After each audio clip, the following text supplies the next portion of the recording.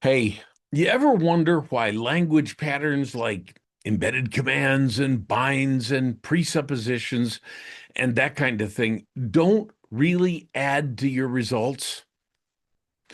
And by that I mean they don't really work for most people. In fact, it's far and few between when they do. I can hear you right now. Somebody out there is going, "What sacrilege are you saying, Kenrick?" Listen and learn. You'll come away from this with an immense knowledge that nobody talks about. And so many are leading you down a false path. So, first of all, hey, if you're not subscribed to this channel, you're not going to hear more of what I have to say. You may miss a lot of things. So, please like and subscribe and give this a chance for a lot of people to be able to understand what I'm telling you. It's free, doesn't cost you anything, and it just takes a half a second, and it'll really support our channel. All right. So, what on earth am I talking about? Haven't I been the one to push these things forward? And the answer is yes. I was asked to translate NLP into business many, many, many years ago, and I did. And as a result, I was able to be the only one authorized to teach and certify business practitioner and business master practitioner. Now, I left and that was taken over by others, but I wanted to have more freedom to do what I wanted to do.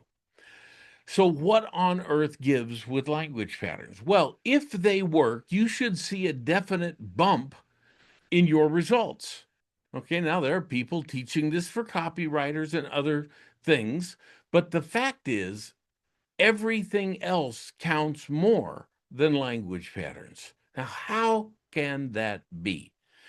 There's also people teaching this for selling. You can even learn these skills if you'd like on our main site.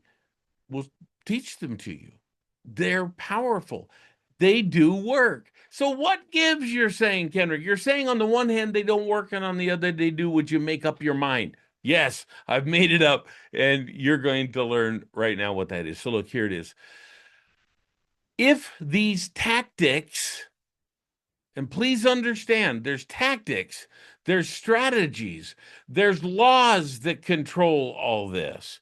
But if these tactics work, if they work, what's the reason?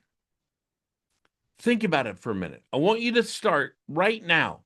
Think about what makes these tactics work and what makes them not work. Because the majority of people, I'd say 90+% that try to learn language patterns can't make them do anything. They get zero rise in their selling, they get zero additional compliance in their negotiation. In leadership, they don't get anywhere. It doesn't work. So, what is the deal? What gives? I want to put you in suspense for a tiny bit more. Let's say you're a coach and somebody's considering coaching with you. So you know, use some commands, buy now, Bill. You will figure out that what I can do for you will help you rise and feel good about the process more than ever. And from between all of what I'm saying, you can begin to understand the power of what this is. Listen, because I'm telling you some powerful things and you're hearing them. But are you really hearing them? Are they really going in? And I hope they are. Because as they do, you'll begin to really get why people coach with me. And that's the important thing I want you to understand right now. All right. Now, some of you in that little demonstration may have realized I'm using a bunch of patterns. Okay. Here's the question: do they work? All right. First of all, if they work, all of you should now be motivated to coach with me. You heard that command? To feel good about it, to understand why people coach with me. Are you hearing it? Okay, maybe not, but I'm hoping you are. I'm showing you. But I doubt right this second anyone is completely compelled to call me now. And you're not getting any better results either. Now, if there were those that were 100% in alignment with what I'm saying, and you've been wanting to coach with me, and you've been, everything lines up for you. Yeah, absolutely. This could have a small impact. But let me tell you what has a bigger impact: the alignment. Are you really watching this compelled already to coach with me? And so, therefore, these commands, these binds and presuppositions, and all these things I just did, I'm going to leave a few out to make you think about it, would work instantly, or let's say within a few minutes to a day or so. However, I don't anticipate that my numbers will skyrocket because of this video. Yes, it will push some of you in the direction you want to go. Why? Because there's alignment. That's the key here. And I really hope that makes perfect sense. Without alignment, then these things don't work. What you're trying to do is tricky language. You're trying to manipulate someone to do what you want them to do, and you're pulling out all the stops to make it happen. I want to suggest you stop doing that. I want to suggest you go after leverage first. If you get the leverage and you understand a person's identity, then you can begin to bring the alignment into place. If you can do that, wow, you're really on the right track to make something happen. Once there is true alignment, wow, you are in the right place to use some of these things, but you're still not home free yet. Can they afford it? How much do they want it? How much leverage do you have? See, these are the $1,000,000 questions. And what I can tell you is most salespeople, all they're doing is they're spewing a presentation, and then they've learned tricky language, right? So they can drop in binds and suggestions and embedded commands and, cause and effect language and all this nonsense, right? They can drop it in and they think that it'll work. So I want to tell you right now what makes this work. Alignment to start with. Second, what you've been told, what everybody says, is that the idea is similar to hypnosis or trance, where you fog or put to sleep, if you will, or confuse the conscious mind, the executive functioning in our brain. And with that, they're still hearing you. And so the suggestions bypass their conscious mind and go right into their unconscious mind. That's the theory. Only thing is, it doesn't work. I want to tell you how many hypnotists I've talked to over the years that will privately confide in me and say, Kenner, can I ask you a couple of real questions? And I go, yeah. And they say, I feel like a fraud. I don't feel like my hypnosis is really working that well. I feel like I give people good suggestions and it may or may not work. I hear this regularly. Let me tell you my response to them. Right. Because you think it's simple suggestion that's going to get people to do it. So you do your induction and then you begin instructing people what to do and they don't get the results. I understand why you'd feel like a fraud. Erickson, who is, as you know, the person I've studied more than anything, and with his eldest daughter, Carol, who's passed away, who I apprenticed with, is absolutely focused on response potential. What is response potential? Making you want to do something. Because if the desire isn't there, the alignment's not there. There's no way to really get what's needed to happen happening. Erickson would often spend 10 or more sessions with somebody before he would start the therapeutic change, which really he couldn't help himself. His very presence was therapeutic. But he would make sure that a person had enough training to do the things that they needed to do to get results. Not only that, hypnosis was not his only skill. The long and short of it is that if somebody isn't motivated to change, then you're going to have problems. Okay, you say, so I learned meta programs. Well, bully for you. Meta programs are about motivation, Kenrick. They'll help me motivate someone. Sure, so be a jackhammer pounding at someone, asking them a million questions and hoping they'll give you the answer while you're trying to do a sales presentation. It's not going to work. There are times and places for it. Few people know it. Few people understand it. What we don't need is any more NLP light with people coming along going, oh, I'll teach you to use embedded commands. I'll teach you to use binds. I'll teach you to use cause and effect language. And yes, they can teach that to you, but they can't teach you the strategy. Now, watch. Everybody and their brother, after this video comes out, is going to go, well, I can teach you the strategy. I can teach you how this works. I can show you how to make it work. You know what?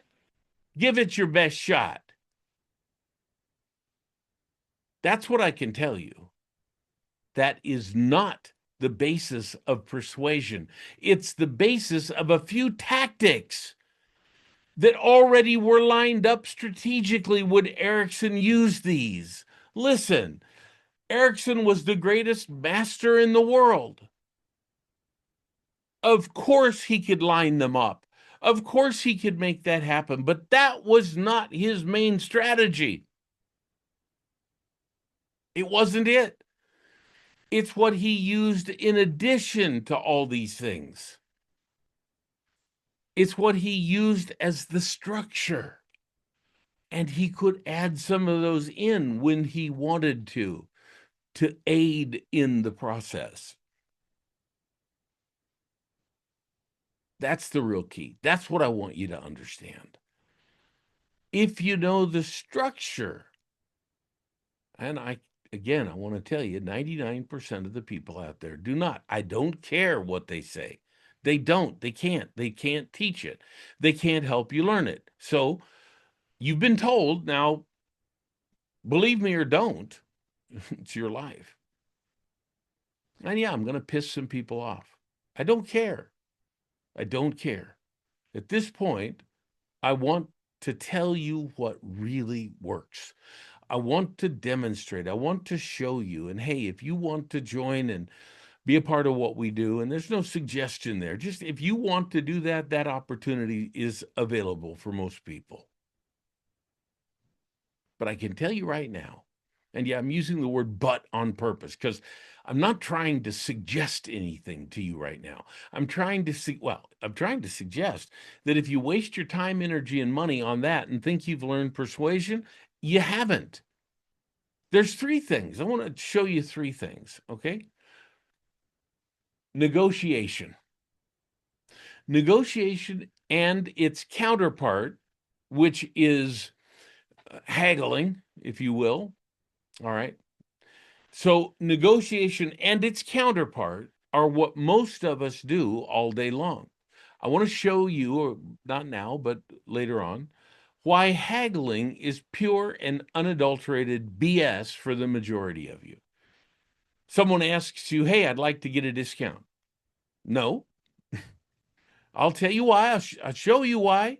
But no, that's not going to work. No. Okay. I never discount anything like that, ever. And you shouldn't either, unless you're commoditized. Are you commoditized? See, nobody can commoditize me. It's not possible because I'm me and you're you.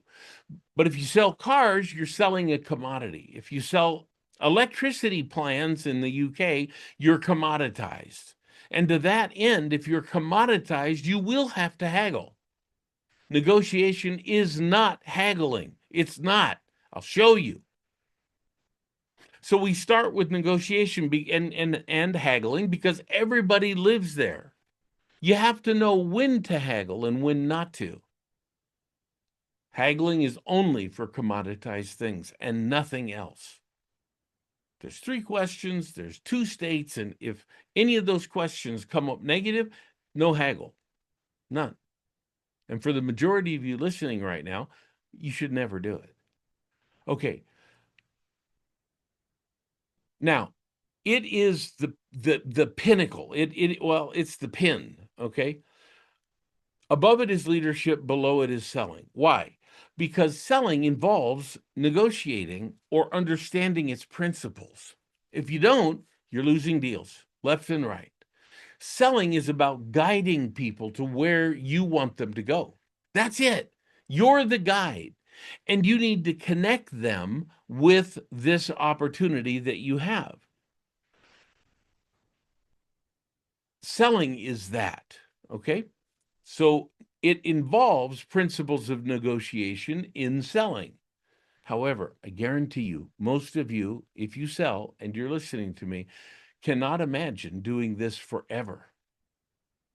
It's hard. And companies don't treat you fair. Let's be honest about it. They try to cram you into your position and make you stay there, and they're constantly changing the rules. Now you got to sell this much to get as much as you've been getting. And now we're going to reduce the commission because, well, costs for Facebook have gone up. They treat you like crap. Let's be clear about it. There's the few percentage of companies that don't treat you like crap. But if you sell, you have a dream. And your dream is to one day either get out of it altogether or rise to a level of leadership, like being the sales manager. So, look, here's negotiation. It's what we do all the time. All right. Here's selling. It's what we do to get ahead. Many of us love it. We can't wait to do it. I'm one of those people. I absolutely love it. And yet here we are having to negotiate and or haggle. How do you know when to shut down a haggle? Well, instantly, if you're not commoditized, I just don't even consider it. But otherwise, we're going to negotiate. Now, what about leadership? Where does that fit in? Well, we're all in some kind of a system. We either work for somebody in a corporation, or we are the corporation or the leaders in a company. Think about it. If you're working for somebody in the capacity of selling, if you're a negotiator, if you're a manager, I don't care what you are, you're in a hierarchy. What is the way to win and climb in that hierarchy? Do you want to know? Because that's what leadership is about.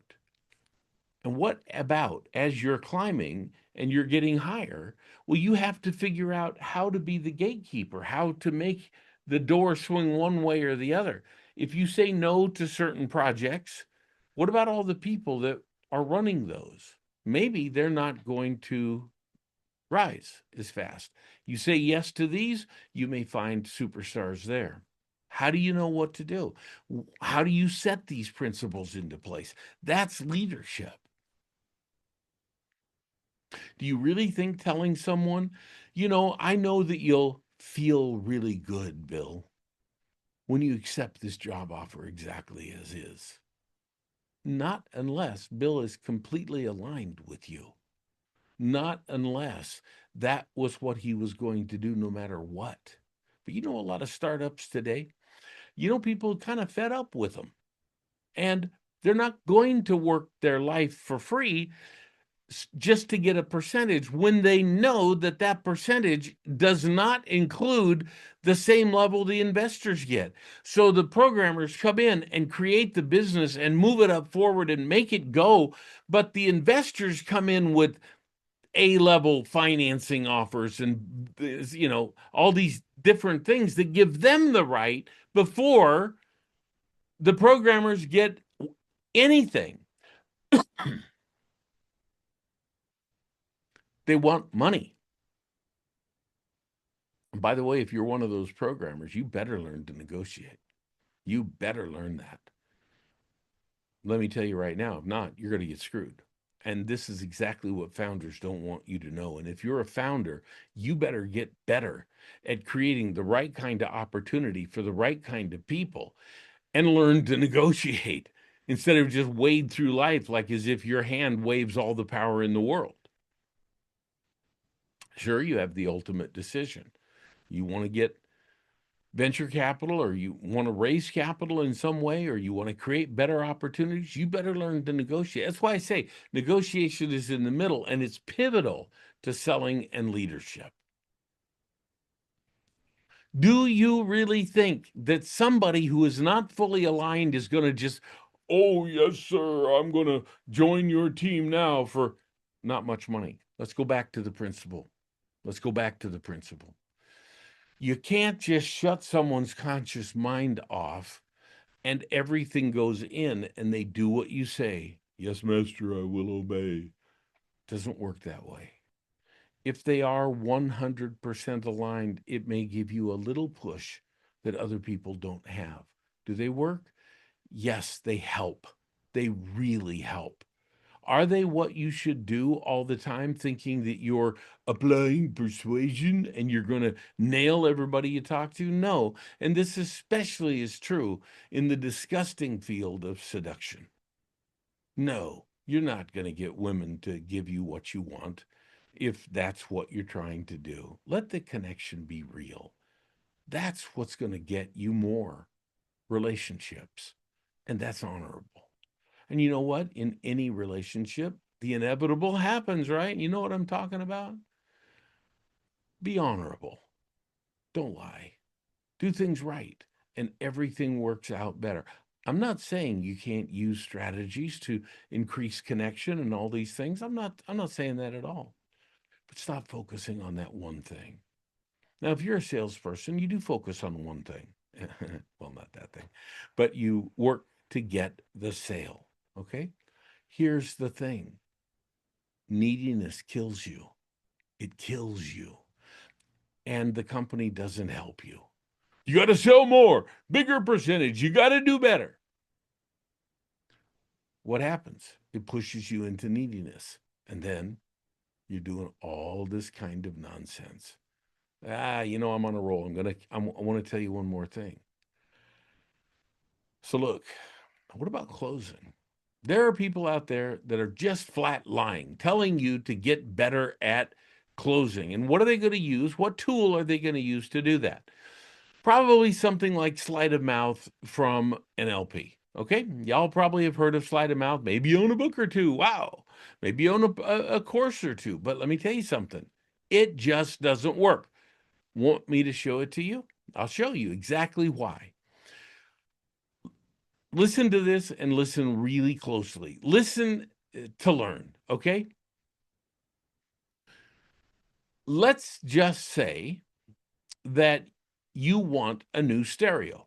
Uh, you know, maybe for your car, maybe for your house, I don't care, but you want a nice stereo. You've saved up the money. You've done your research. You know what you want. So you go to a store, a nice stereo store that you're sure probably is going to have your equipment that you're thinking about buying. So you go in, salesperson is very nice, greets you at the door, asks you what you want. You say, I want this stereo.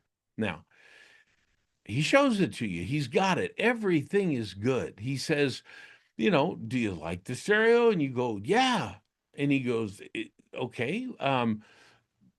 Is there anything else you need to know in order to take this home with you today? And you go, no, I've researched it. I want it. This is what I want. He says, great. Let's go to the counter. How are you going to pay? cash, check, credit card, and you go out, put it on my card, and he says okay. So you're now the happy owner of this stereo. Now I want to give you another example. Now that you understand that. Now, let's say you like Lamborghinis or Ferraris. Okay. And man, they're just beautiful cars. You love them. And, somebody actually who has one probably. And so you think to yourself, I want I want a Ferrari, but I can't afford it. But, they're $500,000 car, but I want one. So one day you think, see it, believe it, all this stuff. So I'm going to go to the Ferrari dealership and drive one. So you go there to the Ferrari dealership, they take one look at you and they go, I don't think this guy can afford it. But yeah, I don't know, maybe you look like you can. And so the guy goes, all right, you say, he says, what do you want? And you go, well, I want a Ferrari. And he goes, okay, can you buy a Ferrari? Probably not right this second. Okay. But I'd like to drive one today. And he goes, yeah, well, every mile we put on these things devalues them. So, no, I'm sorry. I can't have you drive it unless your credit shows that you can do it and you can prove you have a deposit big enough to put down on the car. And he goes, but listen, I know why you're here. Let's look. Let's get ready to buy a car like this. So there's a car over there. What Ferrari do you like of what you see? And you go, man, I like that one. That's the one I want. And he goes, okay, great. Go sit in the car, smell it. Doesn't it smell great? Doesn't it feel great? Can you imagine driving this car down the road? And you go, oh, yeah. Oh, yeah. And he goes, you sure you can't take it home today? And you go, no, not even close. He goes, all right. Well, it's really nice talking to you. And I hope you remember us when you are ready. What's the issue here? No money? Is that an issue? Now, let's keep on with this example. Let's say that the car salesperson starts trying to use these silly sleight of mouth patterns on you.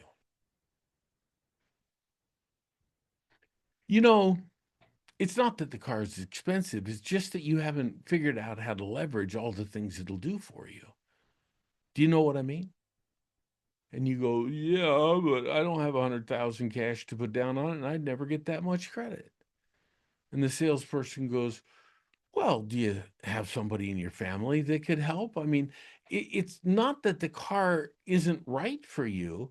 It's that once you get it, you'll grow into it. So leveraging yourself into this car might be the best thing that ever happened to you. Yeah, you're absolutely correct. And your heart's broken. You're like, oh my God, I want this car. Yes, he's right. And I don't have $100,000. In fact, I couldn't put 25,000 down, or maybe you could, but it's not nearly enough. You couldn't pay that monthly fee or the insurance to drive it or paying to have it put in the shop every 30 or 60 days if you drive it at all. You see? You can't get blood out of a turnip. I've always said that. You can't get blood out of a turnip. So what does it matter that you've spent a year practicing to overcome objections? Nothing. Now, do you want the real solid truth that you can take to the bank every single day, week, and month, and year? I'll give it to you right now. You ready? The truth is, you're never going to get blood from a turnip. The truth is, all the language patterns in the world you throw at people, all the sleight of mouth patterns or the power patterns, as I call it, that I teach, are not going to close deals for people who don't have money. And if they do, they will cancel the contract almost immediately because they'll wake up and realize, I can't afford it. Now, what about other objections? Well, what about time? Time is a real objection if it involves their time some way. So that can as well be a real objection, although it's more overcomable. Okay, I got to talk to my partner, my dog, my wife, my, the back of the chair. I mean, that kind of thing. Probably you haven't really got the real reason why they're not buying. All right, so I've been playing with you. I'm going to give you the real truth. It's not the time you spend overcoming objections. That's bullshit. And that's what people are trying to separate you from your money, telling you that you can do that. What does it is selling them in the first place, convincing them. That's where all of your attention needs to be.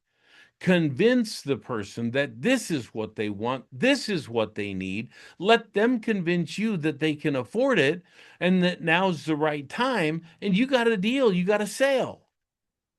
That's the power. It requires you having leverage. I'll show you how to do that too. Now you know the truth. So is it worthless to learn language, to learn sleight of mouth? And the answer is absolutely not. However, it's not the benefit you think it is.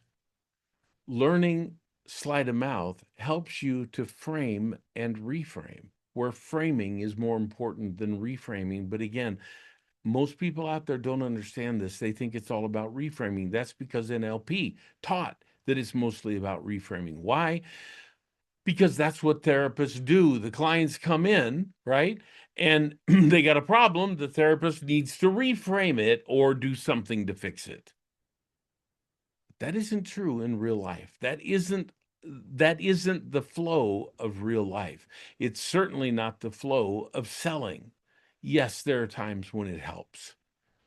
But if they don't have the money, they don't have the time, and they're just window shopping, they're not going to buy. Yes, once in a blue moon, it will probably push someone over the edge, but the odds are the alignment is probably pretty strong. But you didn't know how to find out. These are the keys. I don't care how motivational you are. I don't care what else you've done. These things will not push people over the edge, which is why when you really look at marketing, and yes, some people are going to say, I'm full of shit. That's because they're jealous. Okay. Some people are going to say, oh, well, when I teach people how to do marketing and I show them how to put these things in, their sales do go up. Yes, for people who are aligned. And for people who aren't, not going to do any good. So look, start getting smart. Learn how to persuade. Make that where you focus, and the rest of it will fall in line. Should you learn these other skills? Yes. Yes, they help you to speak with more precision. Yes, they help you with framing and with reframing.